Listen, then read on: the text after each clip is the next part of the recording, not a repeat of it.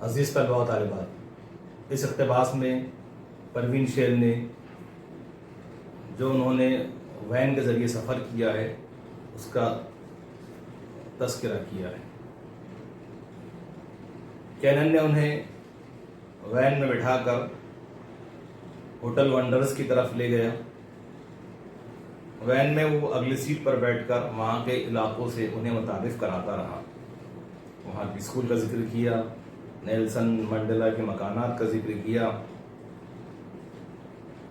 پروین شیر وین کی کھڑکی سے وہاں کے کھیتوں کا مشاہدہ کر رہی تھی اور اس علاقے سے، جنگلوں سے مسرور ہو رہی تھی۔ ان کی گاڑی کا ڈرائیور یوپا، اس نے جوہان برگ سے 20 میل کی دوری پر ایک علاقہ ہے سوئیٹو، وہاں پر اس نے گاڑی روک دی۔ یہ علاقہ انتہائی بدحال تھا، پسماندہ اور پچھڑا ہوا علاقہ تھا۔ تمام لوگ وہاں پر اترے، لوگوں نے وہاں کے رہن سہن، سیاہ فام لوگوں کے مزاج اور ان کی غربت کا مشاہدہ کیا۔ سوئیٹو یہ علاقہ اس قدر پسماندہ تھا کہ انگریزوں کے غلامی کے دور میں سیاہ فام کو جب کوئی سزا دی جاتی تھی تو انہیں سوئیٹو بھیج دیا جاتا تھا۔ سیاح اسے تفریح کی نگاہ سے دیکھ رہے تھے، لیکن پروین شیر اور ان کی فیملی سوئیٹو کے ان لوگوں کا مشاہدہ کر کے دل ہی دل میں کڑ رہے تھے۔ ان کے اندر ان کی مدد کرنے کا جذبہ پیدا ہو رہا تھا۔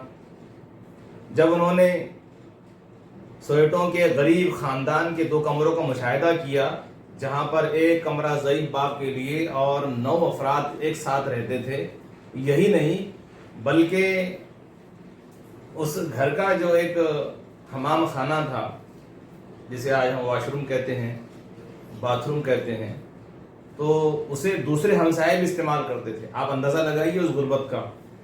پروین شیر نے کہا کہ صرف جمالیاتی ذوق کی تسکین کی خاطر ہی سیر و تفریح نہیں کرنا چاہیے، بلکہ غریب لوگوں کے علاقے میں جا کر ان کی زندگی کا جائزہ لینا چاہیے اور ان کے متعلق ہمدردی کا جذبہ پیدا کرنا چاہیے۔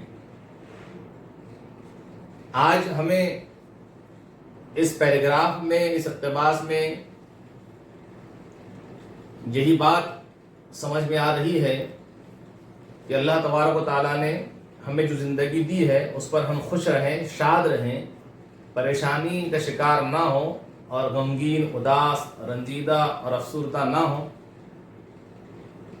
بلکہ اپنے حالات پر مطمئن رہ کر اور زیادہ بہتر بننے کی کوشش کریں اور غرباء، یتامیٰ و مساکین کی مدد کرنے کا جذبہ رکھیں، جیسا کہ پروین شیر کے فرزند فراز کے دل میں وہاں کے غریب بچوں سے ہمدردی پیدا ہو گئی تھی اور انہیں وہ بسکٹ اور چاکلیٹ خرید کر تقسیم کر رہا تھا۔